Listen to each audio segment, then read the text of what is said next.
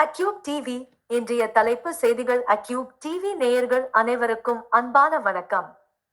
மேற்காசிய போரின் சவால்களை இந்தியா உறுதியுடன் எதிர்கொள்கிறது என நரேந்திர மோடி தெரிவித்துள்ளார்.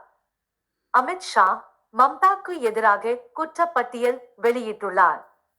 இந்தியாவில் மகப்பேறு இறப்பு விகிதம் 80% வரை குறைந்துள்ளது. நியூ டெல்லியில் இண்டிகோ விமானம் என்ஜின் கோளாறு காரணமாக அவசரமாக தரையிறக்கப்பட்டது. சட்டப்பேரவைத் தேர்தலுக்கான வேட்புமனு தாக்கல் நாளை முதல் தொடங்குகிறது. வேட்பாளர்களுக்கு பதிலாக வேறு நபரும் வேட்புமனு தாக்கல் செய்யலாம் என்று தேர்தல் ஆணையம் அறிவித்துள்ளது. பறக்கும் படையினர் பறிமுதல் செய்த பணத்தை மீட்க தேர்தல் ஆணையம் சிறப்பு மீட்பு குழுவை அமைத்துள்ளது. புதிய அரசியல் முன்னேற்றமாக 164 தொகுதிகளுக்கு திமுக வேட்பாளர்கள் அறிவிக்கப்பட்டுள்ளனர். ஜி.கே. வசந்த் தெரிவித்துள்ளார். உள் முரண்பாடுகள் காரணமாக திமுக கூட்டணி தோல்வியடையும். தேனி மாவட்டம் ஆண்டிப்பட்டி தொகுதியில் இரு உடன்பிறந்த சகோதரர்கள் நேருக்கு நேர் போட்டியிடுகின்றனர்.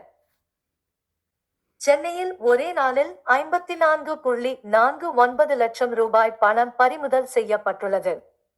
சென்னை ஸ்டான்லி மருத்துவமனையில் செயற்கை நுண்ணறிவு பயிற்சி மையம் திறக்கப்பட்டுள்ளது. ஸ்ரீ விஜேந்திர சரஸ்வதி சுவாமிகள் தெரிவித்துள்ளார். கூட்டு பிரார்த்தனை மன வலிமையை அதிகரிக்கிறது. இவைதான் இன்றைய முக்கிய செய்திகள். தொடர்ந்து அக்யூப்-ஐ பாருங்கள்.